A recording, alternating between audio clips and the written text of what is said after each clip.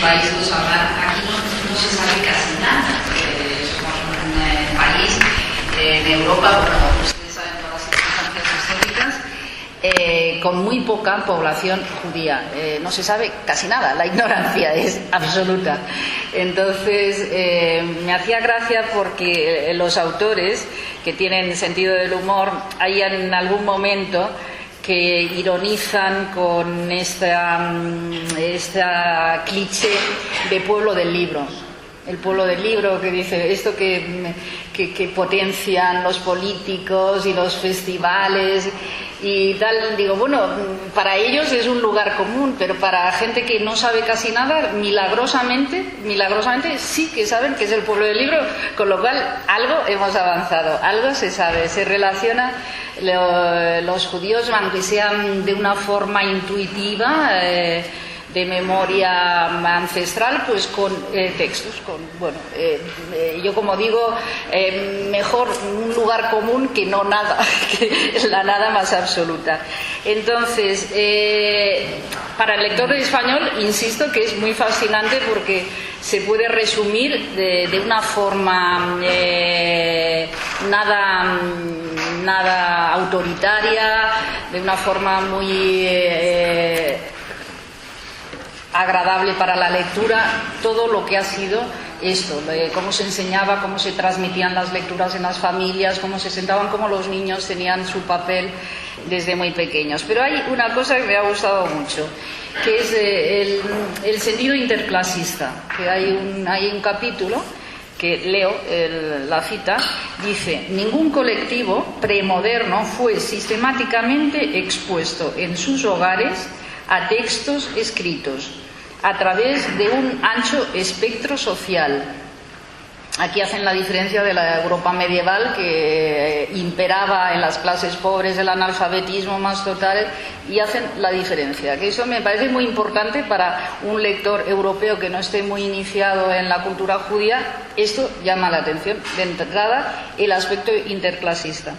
En los hogares judíos, padres y madres, abuelos y abuelas rezaban y bendecían y narraban, recitaban y cantaban, recorrían un notablemente amplio corpus de textos, una y otra vez.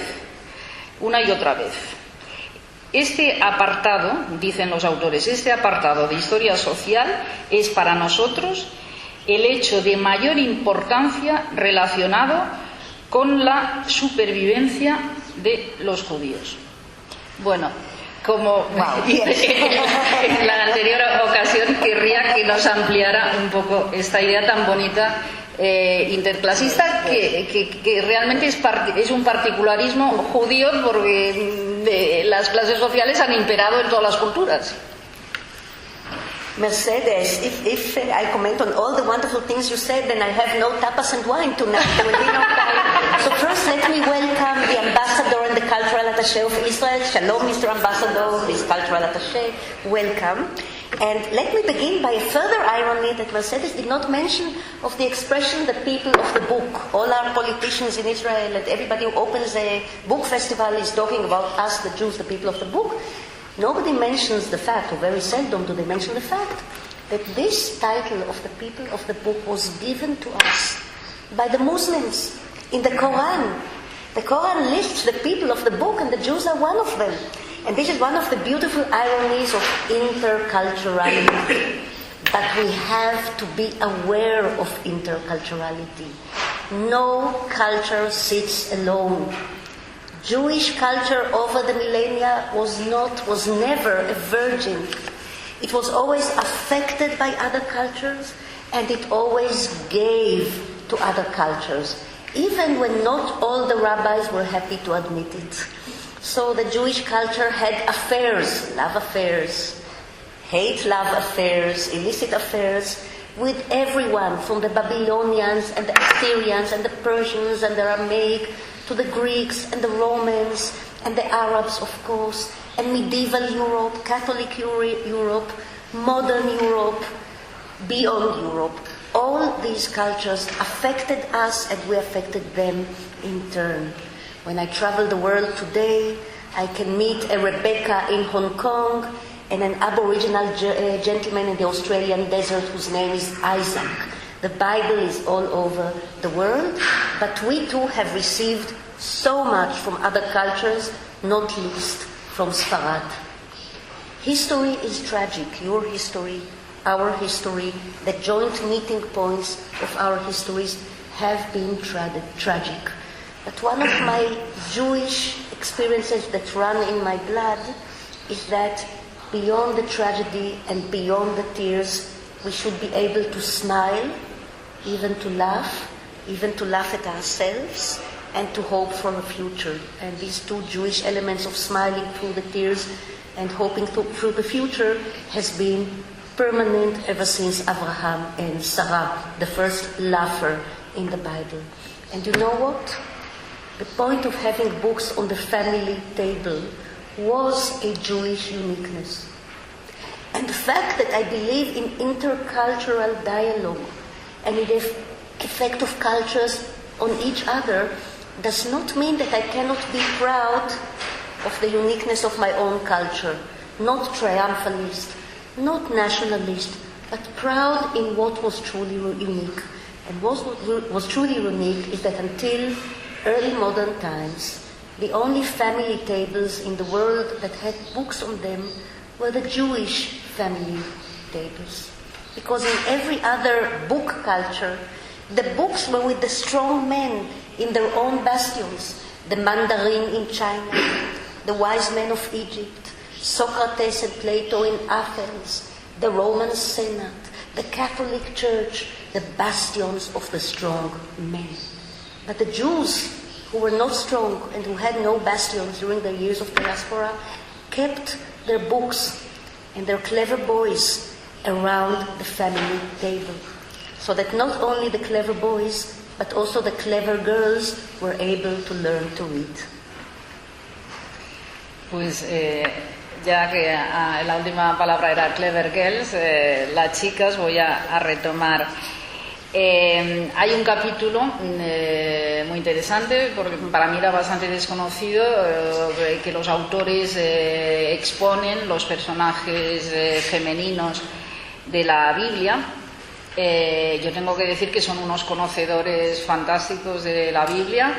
Esto es muy curioso porque, en Israel se ha mantenido la lectura de la Biblia. En España no hay una cultura católica de leer la Biblia en las familias. Yo me acuerdo que una vez mi madre me dijo, no, es que esto es cosa de los protestantes. En las familias católicas no estaba presente la Biblia. Eso se consideraba que era un cura que lo interpretaba y tal. Bueno, estas cosas sorprendentes cuando la Biblia, como muy bien describen los autores, es un texto más allá de todo, el hipertexto, más allá de todos los textos. Así hay una cita muy bonita: la Biblia para nosotros es un peliagudo cóctel de hechos, de mitos y de esa clase de ficción que puede transmitir profundas verdades. Este es más o menos un leitmotiv que se repite todo el rato. Pero hay esto en el capítulo de las mujeres, una cosa que me ha parecido muy interesante. Una organización, también volvemos a lo de la Edad Media, analfabeta, triste, cristiana, y esta continuidad judía de los textos, ¿no? En las mujeres, dicen los autores, si se comparan muchas mujeres, madres en la Biblia y en general en la historia judía, empeñadas no solo en nutrir, sino en narrar y volver a narrar la vieja historia. Es como un imperativo ancestral que justifica la supervivencia biológica. Al lado de esto, dicen los autores, y esto me ha parecido interesante, muchas de las grandes protagonistas de la mitología y el teatro griego, muchas diosas, muchas heroínas trágicas, son con frecuencia asesinas. ¿Es verdad? Su tragedia se culmina con su muerte sin descendencia, perdiendo a sus hijos o incluso matándolos. Antígona, Medea, etcétera, eligieron la muerte. Por el contrario, los personajes israelitas y judíos Esto me parece muy interesante porque hay una insistencia en esto de apostar por la vida. Por el contrario, los personajes israelitas y judíos a lo largo de las épocas, y hay una cita en Deuteronomio, te puse delante la vida y la muerte, la bendición y la maldición, escoge la vida para que viváis tú y tu simiente. Bueno, pues en todas las épocas estos personajes judíos casi siempre, dicen los autores, eligen la vida. Y dicen y añaden, por tanto, si la continuidad, la sucesión judía consiste en vivir para narrar la narración, la vida de un niño es entonces importante, importantísima. No solo y obviamente por su propia salvación, sino también porque el niño es el precioso siguiente capítulo del libro. Hay realmente muchas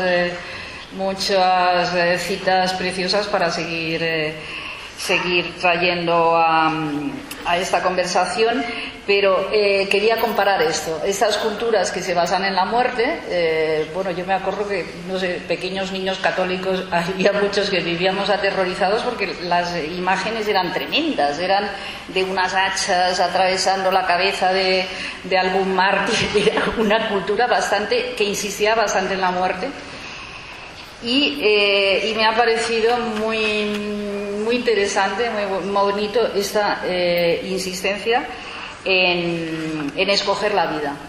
Y bueno, era otra vez que ampliara esta apuesta por la vida, que es parte de la continuidad judía. Yes. You know, Mercedes, last month I was in Athens and Thessaloniki when the book came out in Greek to a wonderful audience. And my Greek friends laughed at me because we write in the book that the ancient Greek women of the mythology and history and of course tragedy end up not having children at all, or killing them, or losing them, or eating them.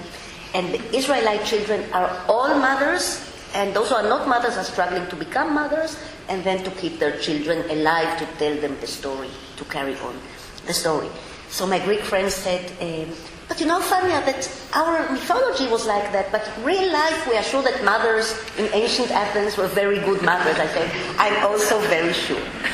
But the stories a culture tells something about the culture. And here in this book we have all sorts of interesting political fights. You have to know Israeli reality a little bit, but some of them are universal political arguments. We argue against the extremist rabbis, but we also argue against the extreme post-Zionism and the new school of archaeology that says that the Jews are not a nation, they are a modern invention, they are not connected to the biblical past. And some of the archaeologists are telling us, you know, we are digging and we can't find the big palaces of David and Solomon. Where are they? So it was all fiction. So on the one hand, the ultra-religious tell us it's all truth, you have to believe it all. And the neo-archaeologists and neo-post-Zionists are saying, it's all fiction, don't believe anything. And we make the following response, and this is interesting because we are a team of a novelist and a historian, so we have different notions of truth.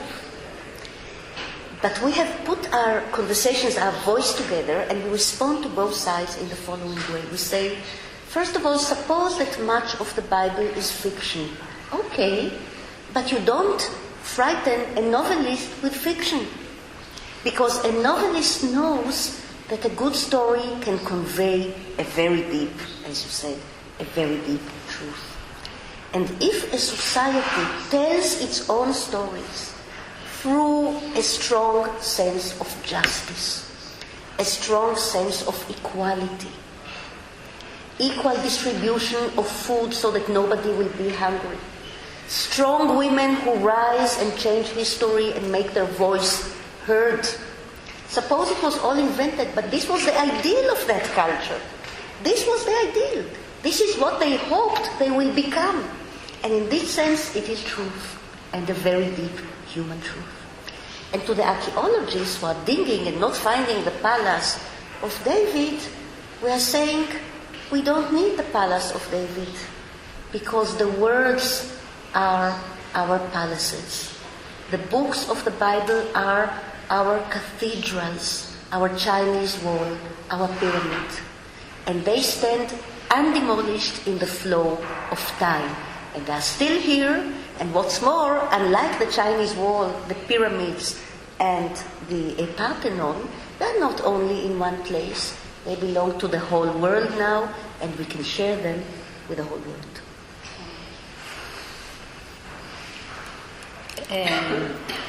He oído, porque claro, aquí lo leemos con, digamos, la inocencia del lector que no está metido en una cultura, en una vida diaria de un país, en este caso Israel, y no sabemos qué tipo de polémica ni controversia. Yo de una forma inocente lo dije que para mí era una lectura cultural, era una lectura social y cultural, era como leer un libro de microhistoria de estos historiadores, desde Carlo Ginzburg y todos ellos que se han dedicado a contar la historia de las familias de una forma muy cercana, y los que nos gusta la literatura, claro, nos gusta mucho la microhistoria. Y al mismo tiempo un relato lingüístico literario. Hay una historia muy apasionante de cómo nace el hebreo. Para las personas que no lo saben, es muy bonito. El hebreo, que no es que nazca de la nada, sino que, o sea, a ver si me corrige la autora, no es una lengua muerta, sino que es una lengua durmiente, la practicaban, me imagino, una minoría, y bueno, y se pone, y esto es un milagro fantástico, que en la historia no se produce, eso es increíble. Bueno, pues todo esto se relata también en el libro, las lenguas de la diáspora. Aquí hay una buenísima traductora del yiddish, bueno, que ha sido la traductora también del inglés de aquí, Rhoda Becasis, y que nos conocimos en el año del centenario de Bashevis Singer, que es hace 10 años ya, ay Dios mío. Entonces, bueno, y el ladino. Y luego, pues las otras múltiples. En algún momento se dice el inglés, pero bueno, yo tendría que decir que, claro, yo la historia de los judíos la he leído.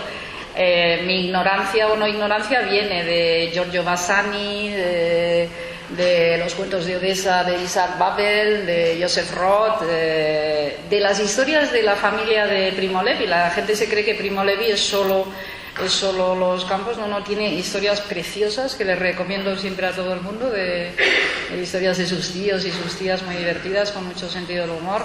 En fin, hay una gran cantidad de lenguas de la diáspora que nos han educado. By the way, Mercedes Bashevis Singer, sí. It was from his mother. Ah, yes. He took his inspiration. Yes.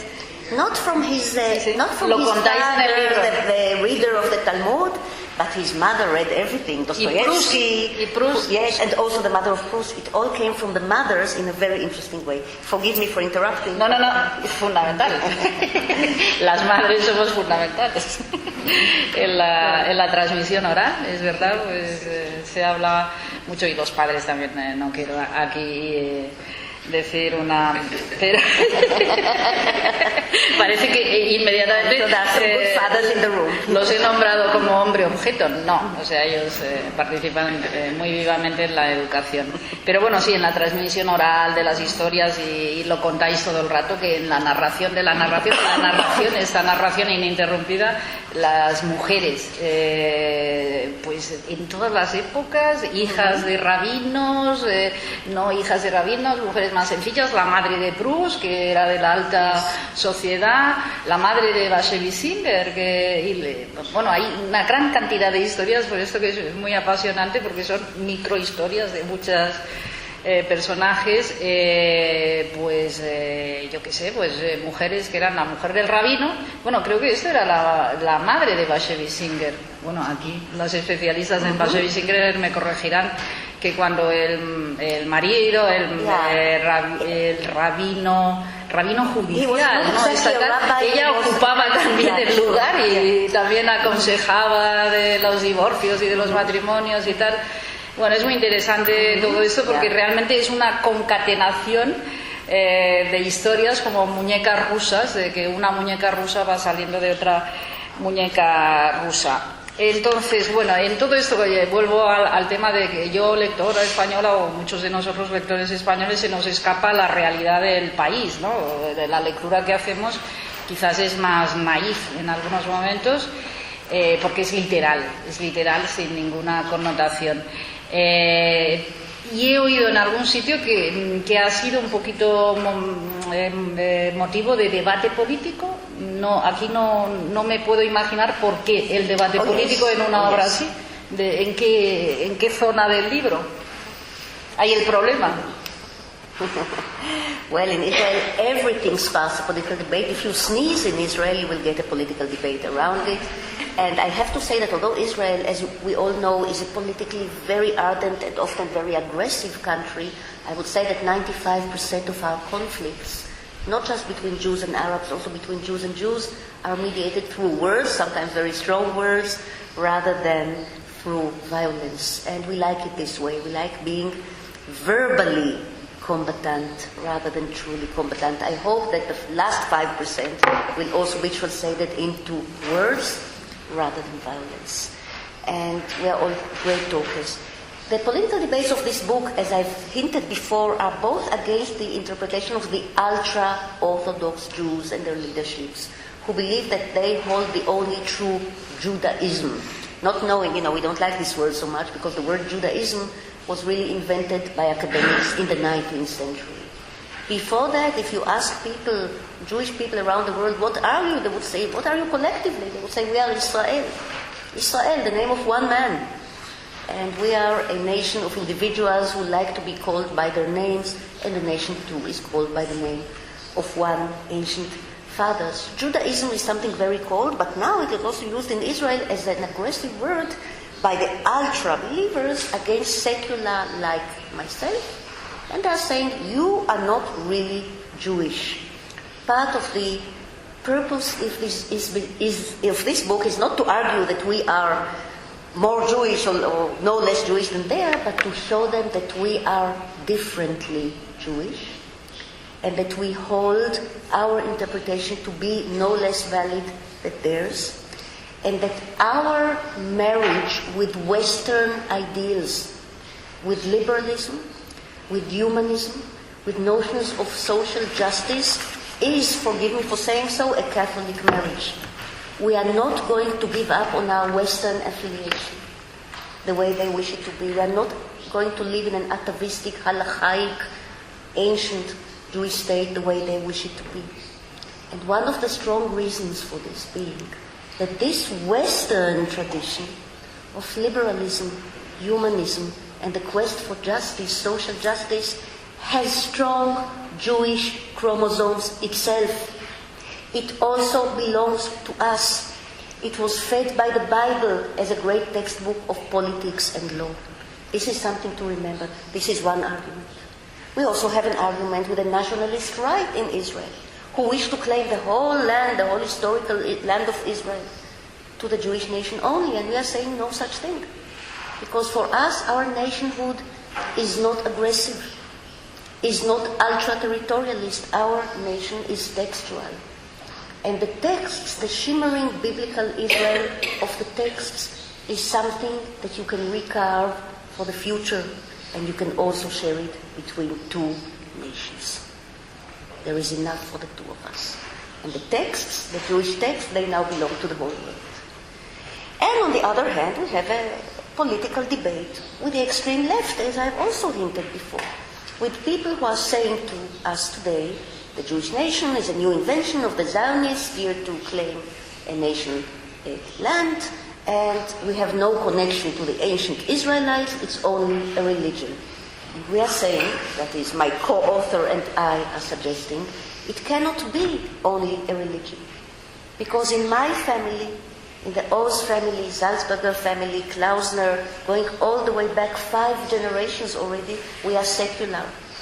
My ancestors have lost their belief in God 5 generations ago, and you know what? My 2 children are still very, very Jewish.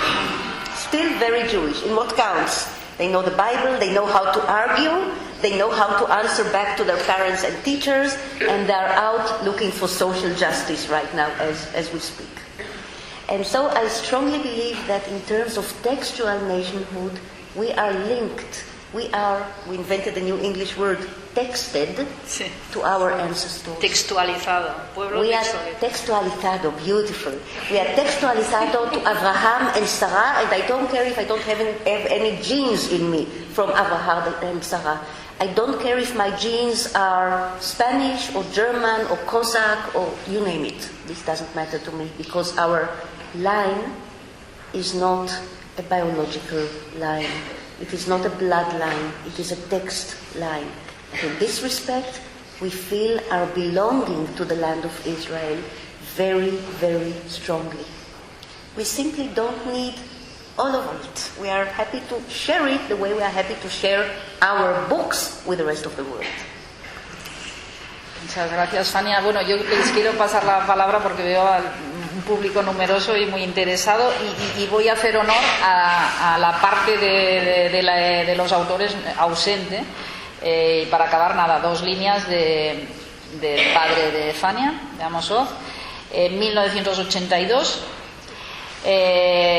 Amos Oz visitó el asentamiento de Ofra, en la ribera occidental del Jordán, y mantuvo un acalorado, dicen en el libro, acalorado debate con los pobladores. Yo cuando oigo a Fania, cuando oigo este apasionamiento de los debates de Israel, parecéis latinos. Yo creo que por eso los españoles estamos también en Israel cuando vamos, porque hay como algo familiar, ¿no? En esta cosa de engancharnos con las palabras. Bueno, y dice Amos Oz: el judaísmo es una civilización y una de las pocas civilizaciones que han dejado su huella en toda la humanidad.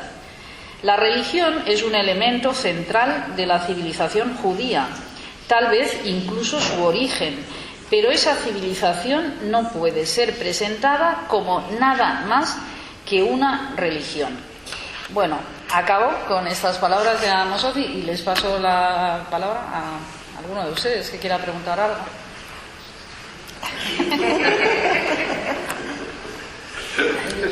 ¿Saco esto? Hola, buenas tardes, muchas gracias. Thank you very much. I want to ask you about 2 distinctions that appear in the book that compare Jews with others. One is the ideology related to life and martyrdom, and the other, more focused on Christianity and Judaism, the ideology of the simple and maybe ignorant on the one hand, and the more sophisticated, intelligent people on the other hand. So this is 2 distinctions that I found new for me and very interesting, and we want to say some things about that. Yes. Thank you for these questions. I have a long-standing love affair with Christianity. And indeed, Catholic Christianity. I didn't tell you that, Ambassador, but during my years in Oxford, I studied Aquinas with a Dominican priest in the Dominican friary in Oxford. And that meant drinking a lot of wine, because they loved red wine.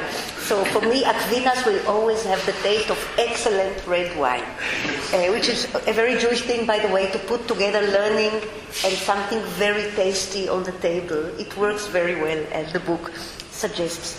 Now, in regard to martyrdom, this is a big difference, because while Christianity, as I understand it, in a way looked at the martyrs, at the saints with elation, Jews were martyred in their own history against their will. So there was no adoration of martyrs, because the people did not want to become martyrs. The people did not want their children to become martyrs. The child is the new chapter of the book, as you have read from our book, and you do not want to martyr your children.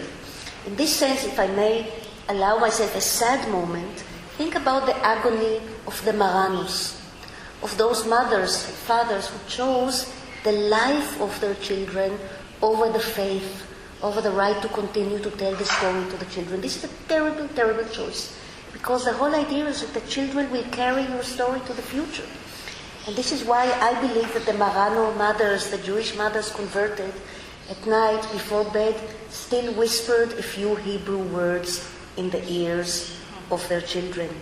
And I think some of those Hebrew words have reached Sfarad, Spain today, and are still alive underneath today.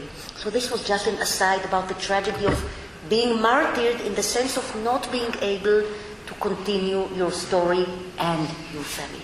Perhaps the worst moment in Jewish history. So no, we do not believe in martyrdom. And on this I think that we are different both from traditional Christianity and from Islam, including some parts of Islam today. The second very interesting point, I also thought a lot about it, is really the Christian ideal of innocentia, of sancta simplicitas. I don't know what's the Spanish way to translate, to pronounce it, but sancta simplicitas. So the untaught children, let the children come to me, he says, because they are still pure, because they have not learned. This is the point in which Jesus Christ departs from Judaism. He was a Jew. He was a very profound Jew. But when he uttered the sentence about the little children, at least the way we understand it today, maybe we are getting it wrong, he departed from Judaism because Jewish tradition does not believe in unlearned children, does not believe in little angels who are pure and haven't learned. When you have a baby, and this baby is weaned from milk and can start talking at the age of 3, this is the time to start teaching him. And in many cases to start teaching her. Because we do not want innocent, untaught children. And the best music in our ears are the voices of little children repeating and learning the alphabet. There is no sweeter music than that. But once they learn the alphabet and started reading, they are like Adam and Eve out of the Garden of Eden. They are no longer innocent. They are no longer simple and saintly. They are human beings like all of us, but hopefully they will be readers all their lives. ¿Alguien más quiere hacer alguna pregunta?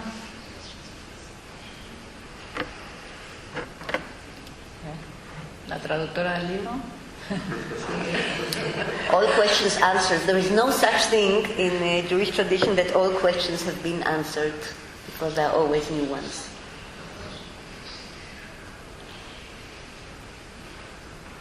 Bueno, seguiré yo. Yo era para dar un poco de juego, ¿no? Ahora que estamos en los mundiales y nos ha salido tan mal lo de dar el juego. Let me maybe enter the silence by telling you a story which has some very big questions, and these big questions may cause you to think of a few questions too. We end our book with the story of the grandmother. Mm-hmm. So maybe some of you have not yet read the book or not to the end, and they will still not know the story of the grandmother, which I think for me raises a whole lot of questions. And it's a joke. And it's worse than a joke. It's an American Jewish joke, but it's still. But it's still. I think it conveys something very deep and something we wanted to say in our book. And the joke is that this American Jewish grandmother walks on the beach with her little grandson, and suddenly comes a big wave and snatches the baby from her arms, and it disappears in the water. And grandmother looks up and starts asking questions. God Almighty, what have I done to you? What have I done to deserve this? Wasn't I a good Jew all my life? Didn't I follow all the commandments? How are you doing this to me? Note that everything is in the form of a question. Before she finishes asking her big questions, another big wave comes and brings the child back into her arms, safe and sound. Grandmother looks up to the sky and says, God Almighty, thank you very much, but he was also wearing a hat. I know, it could have been a Spanish grandmother too. But note how many elements come together in this little joke. Because remember, jokes are important too. Don't you believe it that Judaism is only the heaviest text of the Talmud? There are also the lightest, most flittering anecdotes, jokes, songs, proverbs. They are as wise as the deep Talmud. I don't believe in high and low culture, as you can see. I think it is blended together. This grandmother of ours is deeply and assertively practicing what we call in our book the theology of chutzpah. What we call in our book irreverent reverence. She believes in, of course she believes in God, but she is also able to argue against him, to reproach him, to scold him, to bring him to justice. Now, if you show this joke to a rabbi, the rabbi will say to you, oh, God was only testing grandmother. But we are saying, not so. Grandmother was testing God. And God didn't want to be tested, because you don't want to know what will happen if grandmother has to decide between her faith and her grandchild. Because you see, and this is the deep theology, without God, the believers think there would be no grandchildren. But we say, without grandchildren, there will be no God. This is the secular take on the matter. If you do not come up with questions, I will have to give you some more Jewish jokes.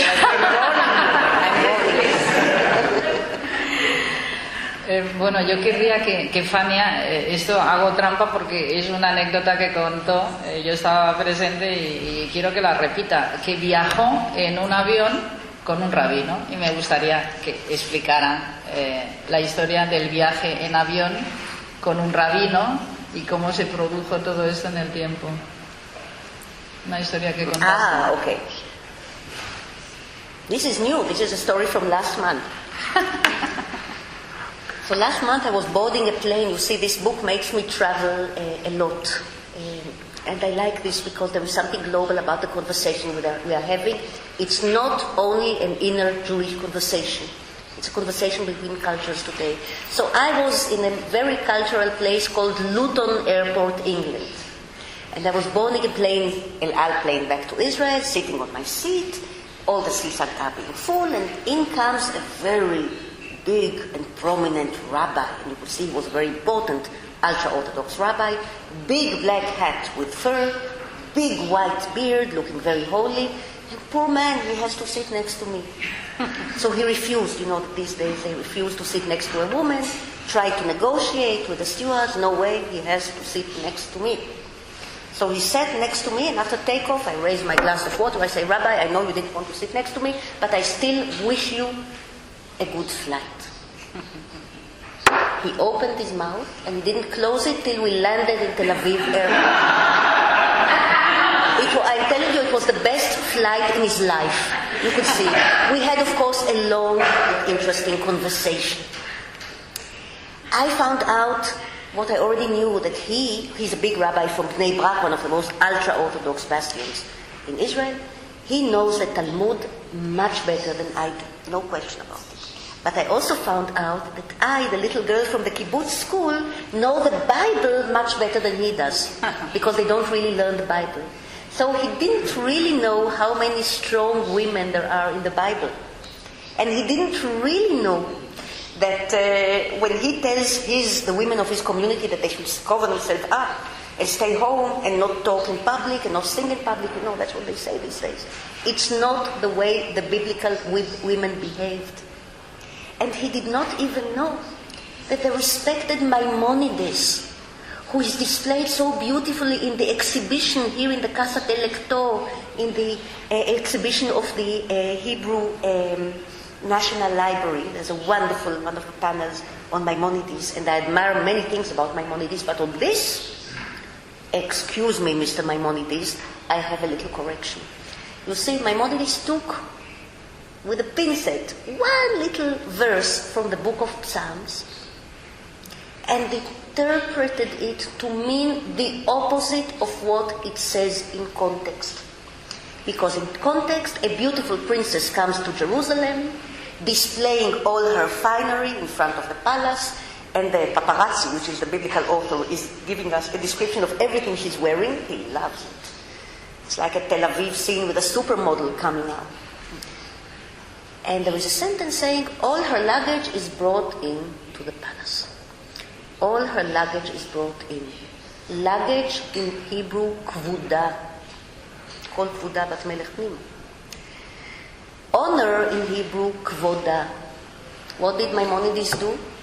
He took the word luggage, kvuda, made a tiny little change of hyphenation and pronouncement, and said, all the honor of a woman is indoors. You women should stay indoors until the 21st century.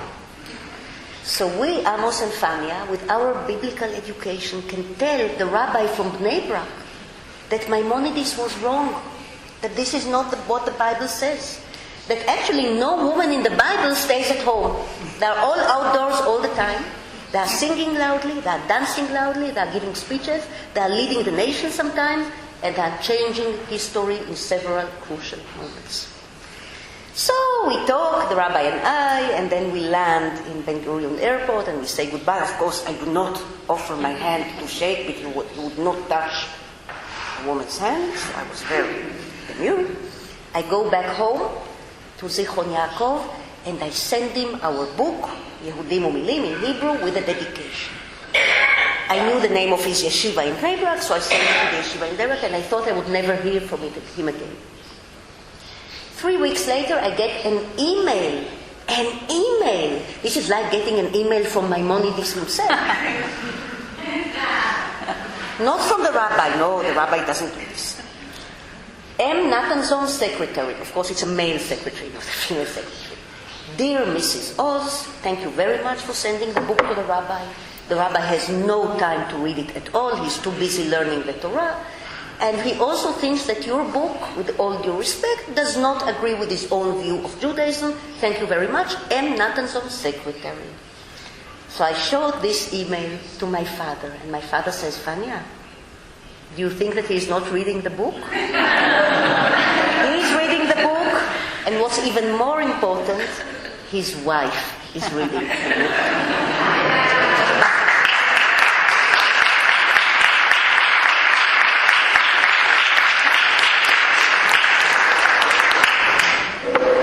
Habrán visto lo buenísima narradora que es Fania y lo divertida. Si ninguno de ustedes quiere intervenir, hay una pregunta clásica en la que acaban muchas conversaciones. Bueno, si ustedes deciden no continuar, preguntando qué es acerca de Internet. ¿Cómo influye Internet en toda esta transmisión? De todas las culturas en general. Hay dos versiones para Internet. La optimista, Internet es para bien, para todo lo bueno que se puede sacar de la vida actual, y hay la versión pesimista. Ojo con Internet porque las generaciones jóvenes se están soltando de los libros. Y ahí el peligro de Internet, como todos sabemos, es que si uno llega con una cultura ya sólida, asentada, es muy útil, pero si no, es peligroso. Como le llama, que es de mis frases favoritas, Umberto Eco le llama alfabetización distraída, que me encanta la definición de Internet. Entonces, hay en algún momento del libro, que esto me produjo bastante curiosidad, que ellos, los autores, que son optimistas, yo también me declaro optimista, porque yo creo que el optimismo forma parte del progreso, de creer que las cosas van para bien, creemos en el progreso, y mucha gente pesimista, catastrófica, es la reacción, los reaccionarios, igual lo estoy simplificando, pero bueno.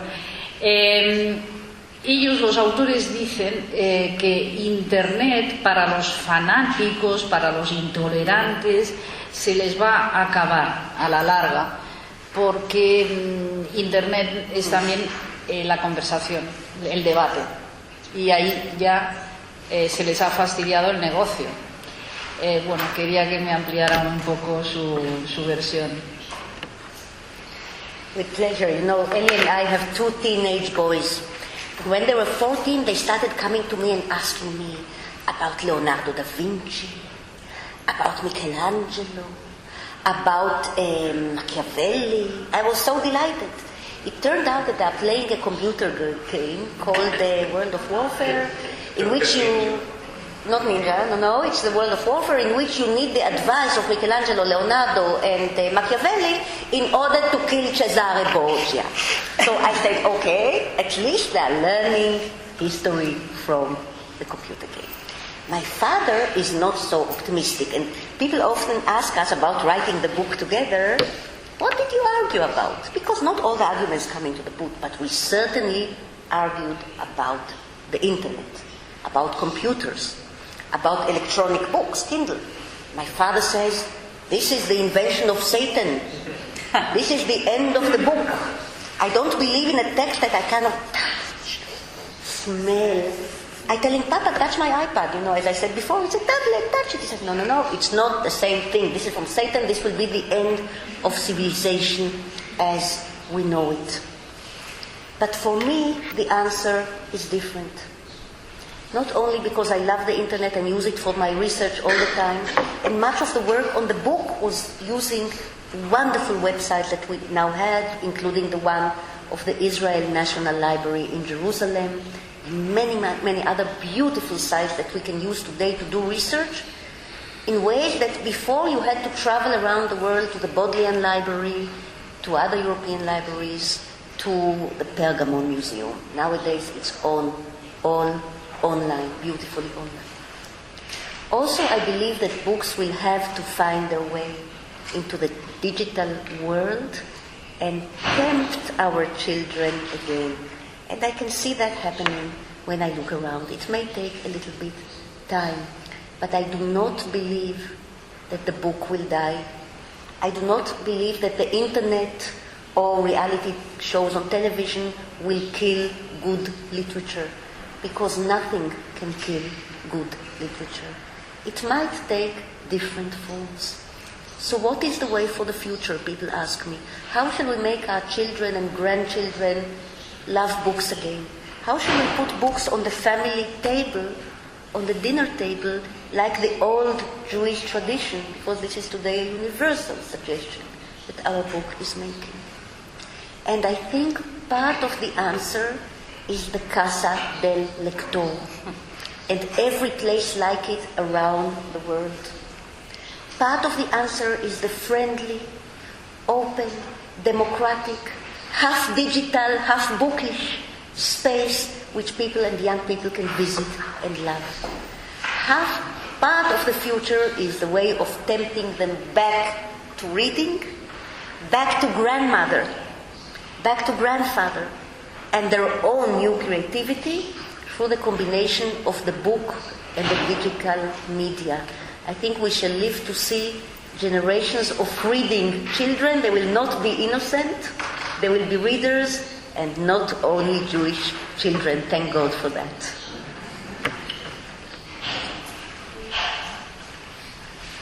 We have a question.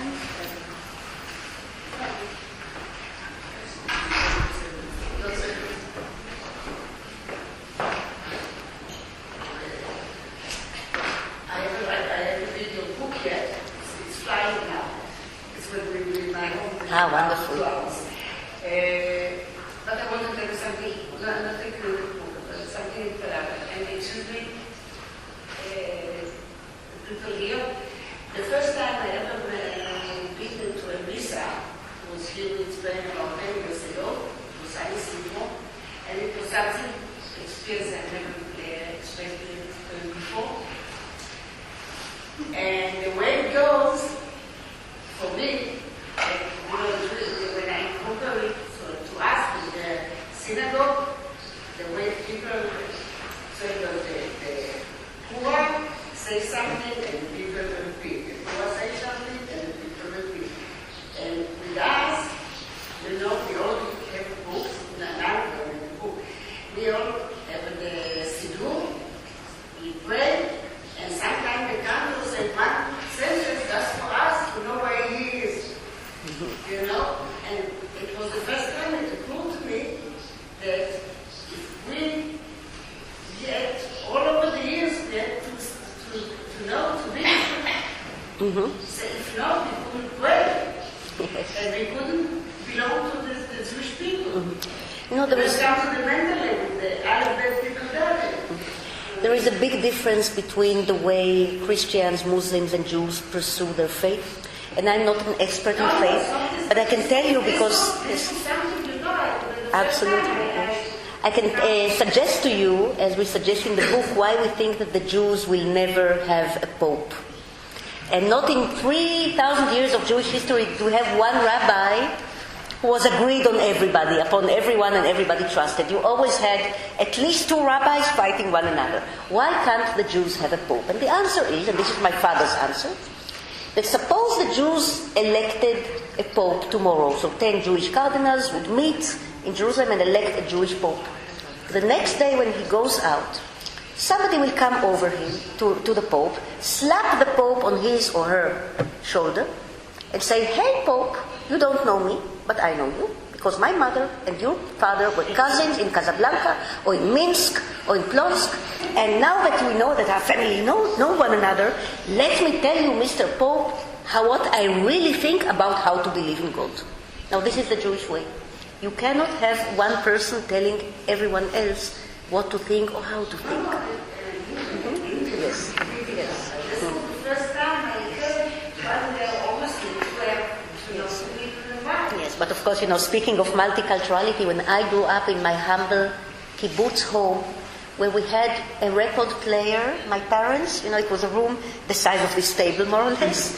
We had a record player and we only had 10 records. But one of the 10 records was the Missa Creola that my mother loved, and I heard it so many times because we only had 10 records that I know it by heart. And this way I found out that without knowing it, I know the Christian Mass by heart as well. Very helpful for my future life, and I'm very thankful for it. Any other arguments, protests, perhaps disagreements? Yes.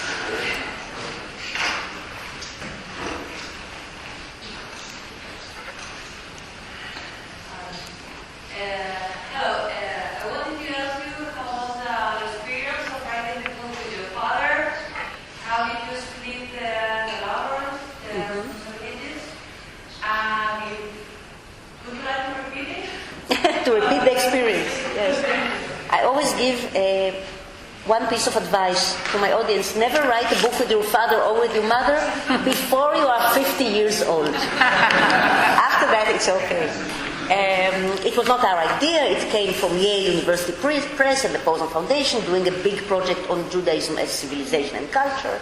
My father said, "No, I cannot write a book by invitation." But I said, "Wait a minute. Since Fania and I have been talking about it for the last 40 years, maybe we should sit down and see what happens." It was the nicest experience for both of us. And writers always tell you how difficult, hard, sad, lonely it is to write a book. In our case, it was a very happy experience, exchanging our oral conversations, what we are doing now, the Jewish way, from oral to written, from written to oral. And we changed our oral conversation into writing. It was a wonderful experience. We argued a lot. He refused to use my laptop. He refused to use my iPad. He said, "Keep it away from me." But other than that, it went in a very interesting way. And until today, when we meet, we keep conversing, writing and rewriting this book. So who knows? But maybe the next book we write together would be a literary murder mystery. This is our idea for the future. Yes, I think we had another question. Another question? Con micrófono.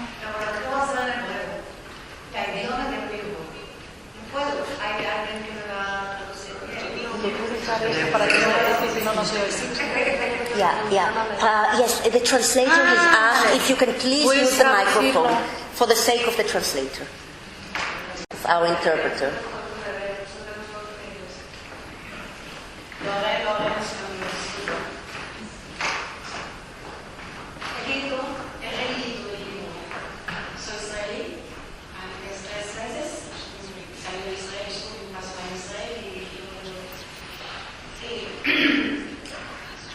No tengo palabras en español, puesto que ya hace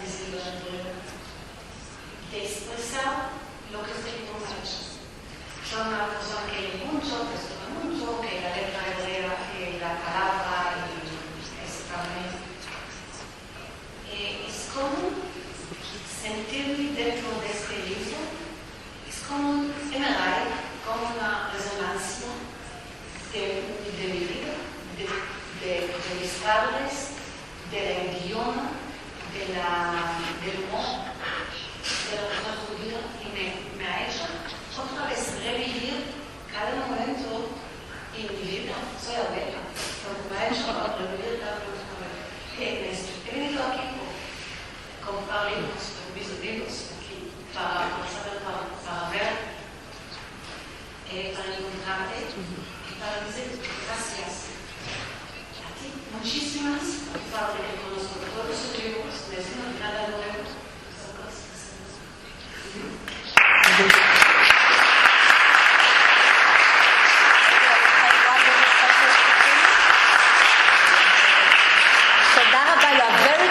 And now I will sum up with very, very brief capsule of Jewish wisdom. If I needed to put the whole of Jewish wisdom in one word, I would say read. If I had to put the whole of Jewish wisdom in 4 words, I would say read with your children. But if I had to put the whole of Jewish wisdom into 10 words, and this is the last one, into 10 words, I would say read with your children with good food on the table. This is our advice in